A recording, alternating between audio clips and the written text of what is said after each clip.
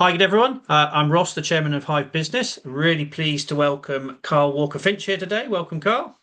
Hi Ross, how you doing? Yeah, thank you very much. We're going to go through today's version of Hive Five. What is it you're here to talk about? I'm talking about sustainability today. It's something that I really care about. We set up a practice a few years ago.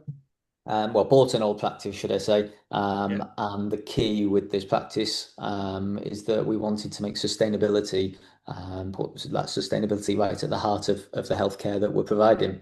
yeah, yeah, So, yeah, what I'd like to do really is just share some of that journey. And it's very much a journey in progress, but just yeah, to share some of that with you today.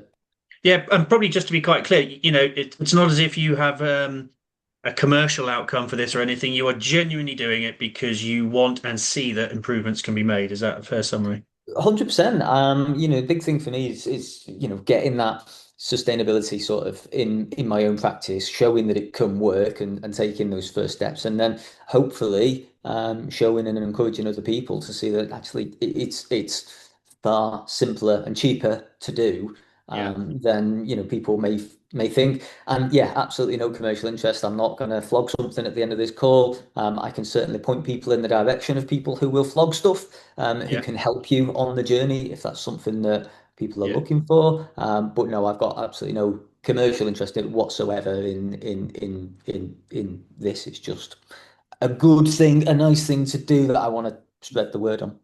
No, no. Well, we kind of bumped into each other at a conference, and I think, it's people's natural kind of reaction, I think, to hear about making these kind of perhaps more kind of charitable contributions to things and think, okay, well, that's going to take loads of time and effort and cost then, which, I'll have to admit, that's always my initial reaction to things as well. I hope you're going to say no, Ross. You Wally. You need actually needn't take loads of time, effort, and cost. Yeah, absolutely. I mean, as I say, so I've owned a practice for 3.5 years now. And as anybody who owns a practice will know, and anybody who doesn't own a practice will surely be able to appreciate, is that, money and time are not things I've had in great abundance in the last 3 years. And so if it's something that, we've been able to do in our small little three surgery place in Huddersfield, it's certainly something that can be implemented across the board, I'd like to think, Yeah, with a lot of the really simple things that we've done. Um, yeah. What was the kind of the implementation like? Was it all kind of flawless, faultless? Did it kind of go as oh yeah, planned, we or? never have any hiccups in the road. There's never any problems or yeah. No, I mean it's one of the key things for me, and one of my favorite books that I've ever read is called Atomic Habits by James Clear. It's a fantastic book, but the book in a nutshell is make tiny little changes that you can stick to and do it a tiny bit at a time and just Yeah, keep building on that one little change at a time. And that's all we've done with the sustainability side of things. yeah, We've made tiny little changes, one a week, and just built on it. Just layered one on top of the other. yeah, And the upshot is at the end of the day, in our first complete cycle. So we recorded our carbon footprint for the first year. When we repeated that in the second year, we found we'd reduced our carbon footprint by 35% in a single year. nice, nice. Which, when everybody's talking about targets of reducing by 50% by the end of this decade or 2050 or whatever daft number you want to put on it, Mm. 35% in a single year, it's just a huge chunk of that. And it's not through any significant financial investment, not any huge time commitment on my part. Yeah. And it really has been just a case of chipping away one little Yeah, thing, one little idea at a time, not trying to bite off more than you can chew. yeah, yeah. What kind of things have you implemented then? Give a little bit I of mean, kind the of the, the flavor. first thing and the best decision we made probably was appointing our sort of sustainability champion, or what we call our eco ninja. So we've got Emma, and she's basically taken the lead on all things sustainability. So it takes the burden off me and my wife running the business. It engages the team right from the start. It's not the boss saying you have to do this and you have to do this and make all these changes that are going to make your life harder. No, it's the team that are leading this. It's getting the team passionate about it. And it's a Yeah, team goal as well, so everybody's on board with it. So, the first thing and probably the most important thing we did was getting Emma on board. And again, this was a voluntary process. Nobody had to do it, yeah, but she wanted to take the lead on it.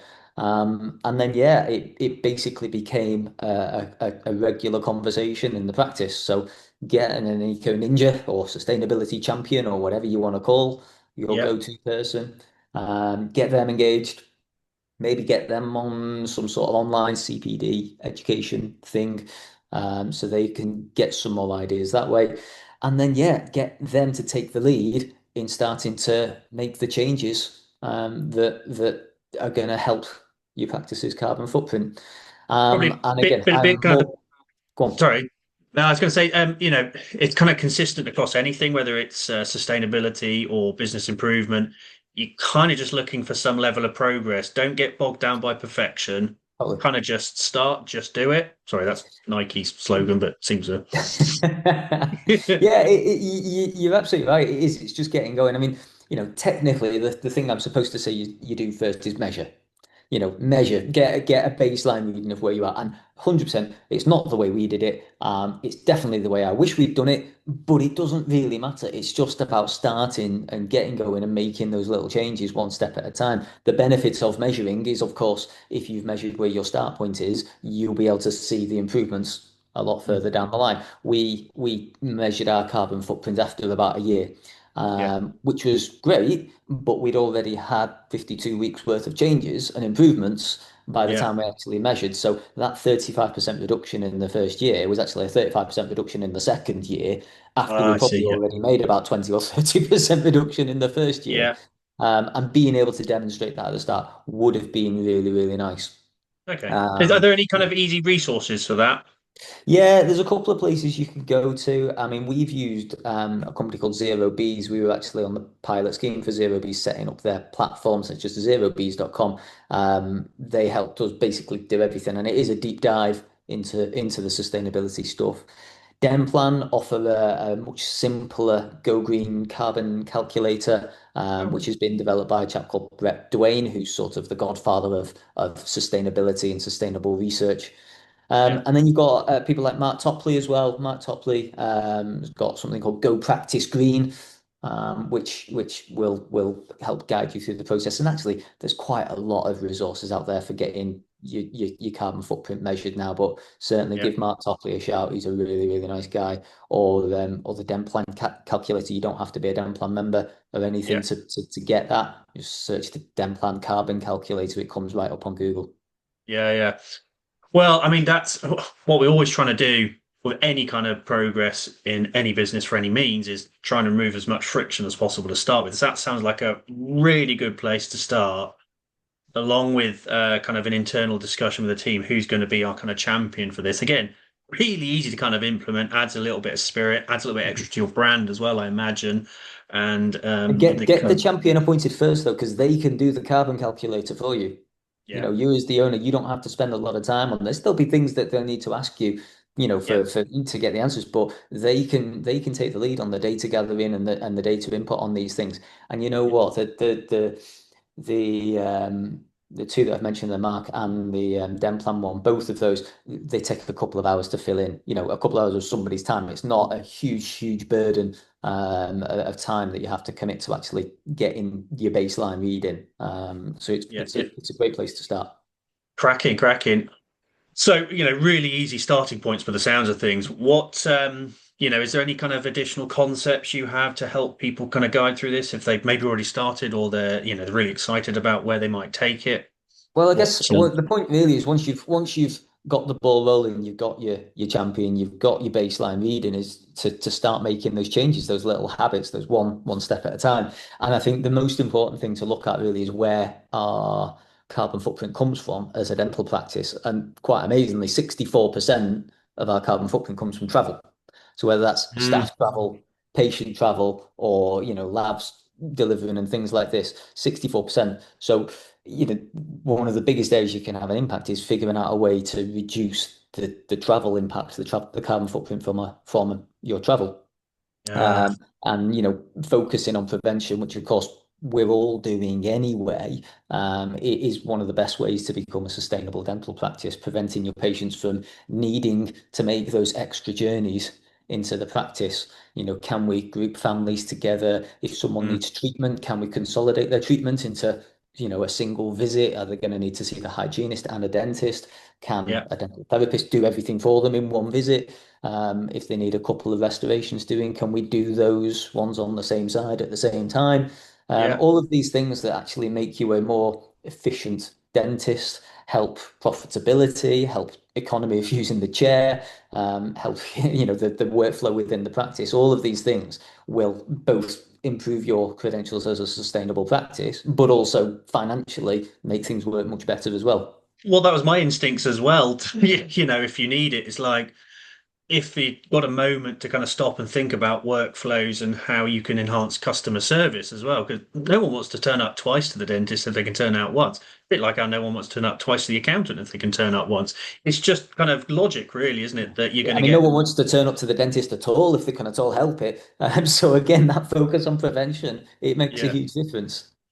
Yeah, no, I can definitely see it as kind of economic, but it's a little bit of time to stop and think about how that might kind of come together. And it's a And team effort as well, isn't it? Everybody's got to be on the same page with this. There's no point in, one dentist just going, oh, yeah, great. Well, I can do quadrant dentistry and all of this, that, and the other. The team have got to know that actually, you know what? Let's put a little bit of thought into the diary and how we run the diary. Can we zone the yeah, diary to make that run more efficiently? Or, what can we do? All of these things that we've been talking about for years with yeah, running a clinic well in general anyway, a yeah. lot of things running efficiently is going to massively boost your sustainability.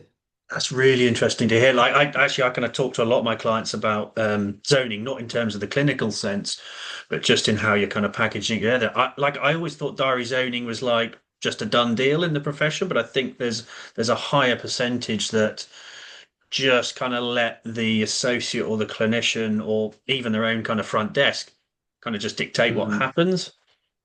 Yeah, I guess it depends on your practice. Some practices have got you down to a fine art. Others Yeah, sort of dabble, and many just don't look yeah. at it at all. But you'll get that with everything, I suppose. Yeah, no, Um, and I didn't kind of talk to you about this previously, but is there anything there's something really interesting that you're looking at which you haven't yet deployed? Um, the things that we're working on now, we've got two big projects on the go at the moment. These are, and bear in mind, this is 3.5 years down the line. We're now moving on to the stuff that does require a little bit more investment. So, what we've got two things going on at the moment. One is solar panels. oh, We've had solar okay. panels at home for years. At home, it's going to take us about 6 years to pay off the cost of the panels based on what we're, Hmm. we're getting back from them. But in the practice, I reckon it's going to be more like 4 or 5 because we only use energy when the sun's shining. Yeah, Basically, it's so all the amount of money that we're going to save on the bills once we've got that in. I think 4 or 5 years return on investment on that, but it is a bigger capital outlay. The second big thing that we're working on that I'm very excited about because we're sad and it's our babies and whatever, but we're converting the attic. So we're converting the attic in the practice. Not to put surgery space in, but to put staff space in. It's going to free up some space on the lower floors where we can use them for patient facing store for CVCT machine, things like this.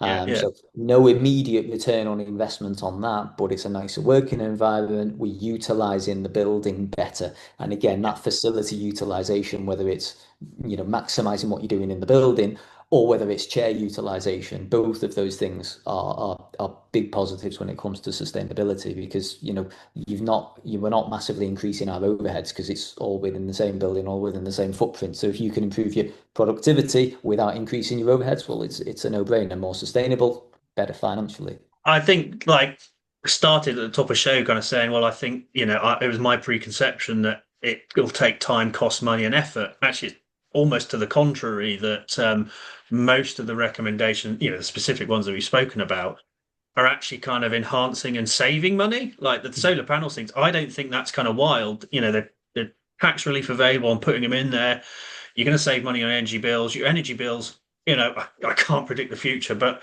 I imagine they're going to continue at a rate of inflation that is only going to provide you extra payback. So Yeah. it's maybe just another stimulus to doing the things that you should have been doing previously, but win-win. Yeah, and the thing is with the panels is it's an outlay at the start, and again I don't want to dwell too much on that because almost everything that we've done has cost next to nothing or saved us considerable money. I mean, once you've sort of thought about the travel and all of this stuff, making those little changes in practice, it's actually where it starts to get fun because the team get involved and they're brainstorming and coming up with all these ideas together. Loads of things. We managed to reduce our clinical waste by 33% in the first year, which is massive. And I think there's two main reasons we were able to do that. One is we were making sure we had plenty of recycle bins around, so it's easy to recycle stuff. Mm, We didn't have a recycle bin when I bought the practice, so actually having a recycle bin, making them available, and then educating the team on what can actually go in them it has made a huge difference in reducing, glove boxes going in the clinical waste bin. yeah. Clearly massive reduction in clinical waste, massive reduction in cost. It costs a fortune, but the carbon footprint in disposing of that clinical waste is massive as well. Is for every ton of clinical waste, it's more than a ton of carbon dioxide put into the atmosphere, which Oh, is just bonkers. But remember the orange clinical waste bags, they've got to be sterilised before they're incinerated. And a lot of the incineration is going for making energy from waste now. But if you've got to sterilise the waste before you can then incinerate it, which you have to do with the orange clinical waste bags, yeah, it's an absolute killer for the environment. So switching your orange clinical waste bags to tiger bags, and I'm getting a little bit clinical here, sorry, Russ, but that makes a big difference. Again, tiger bags are cheaper than your orange clinical waste bags, and they're much more environmentally friendly to dispose of them because they can go straight to energy for waste. mm, But the other big thing we did, which has massively reduced our clinical waste, is got the team to engage in how we can reduce using the steri pouches. We go through hundreds of steri pouches every single day. Rip it up, chuck it in the bin, rip it up, chuck it in the bin, package it back up again, rip it up, chuck it in the bin. And so we've got sealable plastic boxes, plastic, yeah, dare I say it, yeah, but plastic boxes where we keep our exam kits in surgery. They need to be reprocessed daily. But if you've got a mirror and two probes every dental health review, every examination, that can be what, 20, 30 steady mm, pouches a day, more perhaps in some practices, per surgery. And yeah, so, reducing the amount of steri pouches you're chucking away massively reduces the amount of waste you're creating. yeah, And that's the other big thing we should say about sustainability is it's not just about carbon dioxide and greenhouse gases and all of this stuff. It's waste. Because we generate a lot of waste in healthcare. yeah, And the reality is, if we can reduce the amount of waste we're creating, we're reducing our costs, and yeah. we're boosting our sustainability as well. Fantastic. Well, I mean, that's hugely kind of enlightening, and I'm really grateful to you for it. I'd normally kind of say, well, what would a customer kind of do next? But say you're genuinely doing this to try and stimulate a bit of action, bit of change. I'm not I sure mean, if you're doing any the kind one of place lecture. where Yeah. people could go, which we found, and again, has been taking the lead on this, is the FDI. They have a sustainability a whole platform, a whole sustainability platform on the FDI, like an accreditation scheme, and you go through and Okay. you just tick off, and there's hundreds of different suggestions for what you can do to become more sustainable. So you're never going to be short of ideas Cracking. just using resources like that. And again, it's free. It's free. So you get your eco champions to jump on there Yeah. and just start working the way through. Cracking. Well, that's amazing. So many top tips there. Really appreciate it, Carl. I guess if we've got any questions from viewers, they can drop something. If you're going to get bombarded, I'll probably filter them out for you if we get hundreds of them. But really appreciate the contribution. Really appreciate the tips. Totally enlightening to me to see that it's actually kind of really and eminently deployable. It's just a case of right, stop and think about it for a moment. It doesn't take much. hmm Yeah, it's just cracking on. It's just taking that first step and just putting one foot in front of the other. And again, having the team on board and having one person to take the lead on it just takes the burden off practice owners and things like this because it's something we all want to do. And yeah, you talked about corporate social responsibility, CSR stuff, and social Yeah. enterprise projects. They don't have to cost a lot of money. It's just about getting No. started and taking those one step at a time. And yeah. Sounds like a lot of this is going to actually improve the economics of the practice as well. So 100%. It that certainly sounds has good. helped us, no doubt about it. Really appreciate your time and contribution today, Carl. Thank you very much. Thank you, Ross.